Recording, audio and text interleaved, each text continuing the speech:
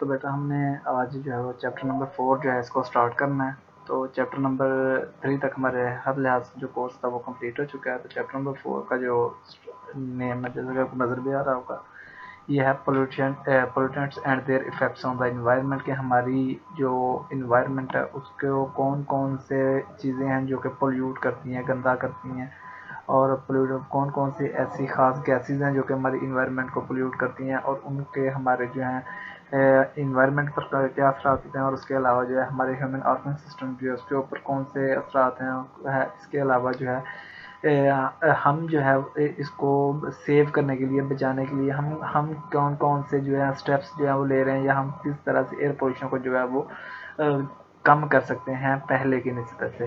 तो ये कुछ हमारे पास जो है इसके हाइलाइट्स होंगे जो कि हमने इस पूरे चैप्टर के अंदर जो है वो कवर करने हैं। तो आज का सबसे पहले तो हमारा ये टॉपिक होगा कि सबसे पहले हम ये बताएंगे कि जो एयर पोल्यूटेंट्स हैं असल में होते क्या हैं, प्रोड्यूस कहाँ से होते हैं, क्या ये नेचुरली अकर करते हैं, या इन्हें जो है वो हमारे ह्यूमन एक्टिविटीज़ की वजह से ये प्रोड्यूस होते हैं। तो ये सारी चीज़ें जो है हम आज के लेक्चर में इंक्लूड करेंगे। तो बेटा जैसा कि आप जानते हैं कि हमारी जो ज़मीन है, ज़मीन के चारों तरफ हवा का जो है वो एक गुलाफ है, जिसमें हमारे हवा के चारों तरफ जो है एटमॉस्फेयर है। तो असल में ये क्या है कि हमारे एटमॉस्फेयर के अंदर एक गैस है जिसको हम नाम दे रहे हैं ओजोन का। ओजोन की एक लेयर है, ये इस लेयर ने हमारी अर्थ को जो है चारों तरफ से कवर किया हुआ है। अब होता इस ओजोन लेयर यानी कि इसका काम ये है कि सूरज से आने वाली जो अल्ट्रा वायलेट रेज है, यानी कि हार्मफुल जो रेज है, ऐसी रेज जो कि लिविंग थिंग्स और नॉन लिविंग थिंग्स को जो है वो डैमेज कर सकती हैं, ये उनको ज़मीन के अंदर आने से रोकती हैं।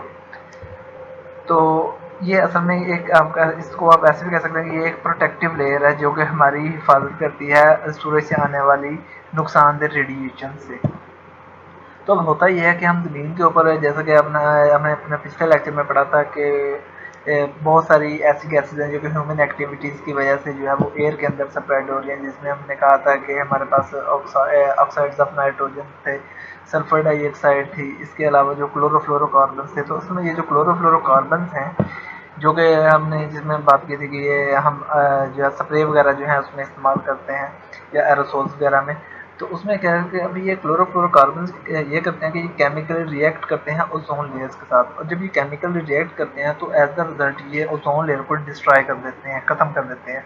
और ओजोन लेयर डिस्ट्रॉय होने की वजह से उसकी जो थिकनेस है वो आहिस्ता आहिस्ता से कम होती जाती है, और जब उसकी थिकनेस कम होती जाती है तो सूर्य से आने वाली रेडिएशन जो हैं उसमें ओजोन लेयर्स में से गुजर के ज़मीन तक पहुंच जाती हैं, और ज़मीन पर पहुंच जाने की वजह से जो है वो ज़मीन पर जो लिविंग ऑर्गन्स हैं उनके अंदर ये स्किन कैंसर और आई प्रॉब्लम जैसी जो बीमारियां हैं वो पैदा करना शुरू कर देती है, प्रोड्यूस हो जाती हैं। इसके अलावा जो है ये ज़मीन का जो टेम्परेचर है वो भी आहिस्ता आहिस्ता से बढ़ना शुरू हो जाता है इन्हीं ओजोन लेयर्स की वजह से।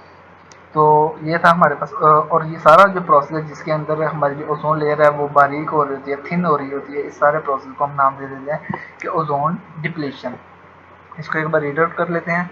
ए layer of ozone O3 ozone का केमिकल फार्मूला है। In the upper atmosphere of the earth stop the ultraviolet rays coming from the sun to the earth. In this way, living things on the earth remain safe from the harmful effect of the ultraviolet radiations coming from the sun. यहाँ मतलब ozone depletion की जो main definition है वो यहाँ से start हो रही है, इसको मैंने अंडरलाइन भी किया हुआ है। तो क्लोरोफ्लोरोकार्बन CFCs CS जो है मतलब chlorofluorocarbon which are used as air conditioner, refrigeration and spraying can enter the air on leakage from these appliances. On reaching the ozone layer they react with the ozone and cause thinning the layer. Cause thinning the layer का मतलब है कि वो उस layer को बारीक कर देती है। Hence ozone layer is depleted, और इससे क्या हो जाती है, ओजोन लेयर है वो डिप्लीट हो जाती है। This phenomena is called ozone depletion. और एट द एंड आखिरी 3 लाइन हमें जस्ट बताया गया है कि ये कौन कौन सी जो डिजीज हैं वो क्रिएट हो सकती हैं, प्रोड्यूस होंगी। तो उसमें आ जाता है स्किन कैंसर और आई प्रॉब्लम, और उसके अलावा ज़मीन का टेम्परेचर जो है वो इंक्रीज हो रहा है। नेक्स्ट आ जाता है हमारे पास ग्लोबल वार्मिंग। अब ग्लोबल वार्मिंग क्या चीज़ है, अगर आपको पिछली स्लाइड का थोड़ा सा याद हो जिसमें अभी हम बात कर रहे थे ओजोन लेयर्स की, तो ओजोन लेयर जो है जैसे जैसे थिन होती जाएगी तो एज द रिजल्ट वहाँ पर हमने बात की थी कि हमारी जो वहाँ पर एक बात ये भी हो रही थी कि हमारी जो ज़मीन का टेम्परेचर वो भी इंक्रीज़ हो रहा है अल्ट्रा वायलेट रेडिएशंस की वजह से।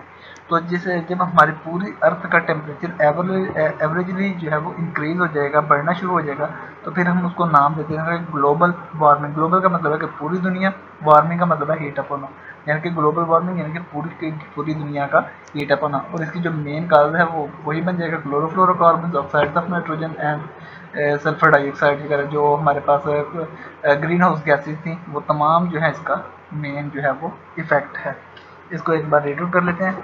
Due to the human activities like burning of fuel, the amount of green house gases यानी कि वही वाली sulphur dioxide, oxides of nitrogen और chlorofluorocarbon increase the atmosphere. The speed of the greenhouse effect. The increasing rate of greenhouse effect and ozone depletion is increasing the average temperature of the earth. As a result, earth globe is getting warmer. This is called global warming.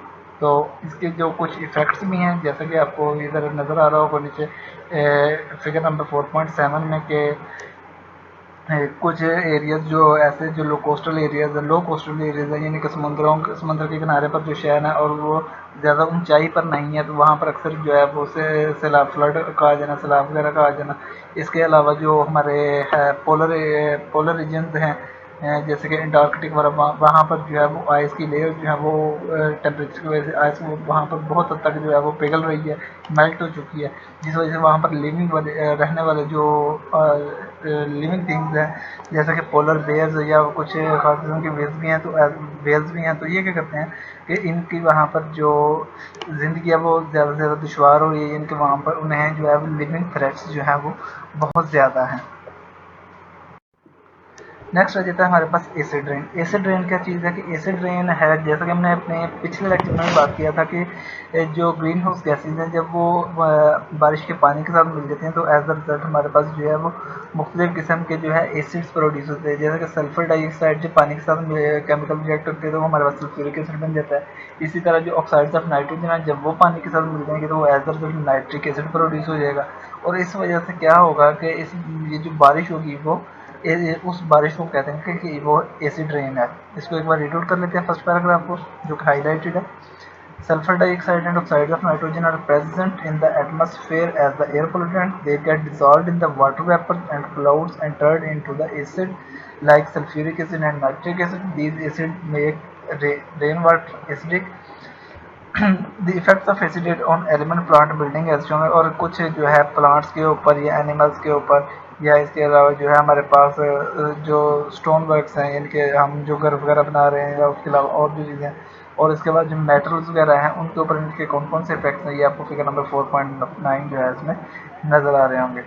तो आपने read out सारा करना है, लेकिन जो चीज़ें highlighted हैं आपने उनको अच्छी तरह से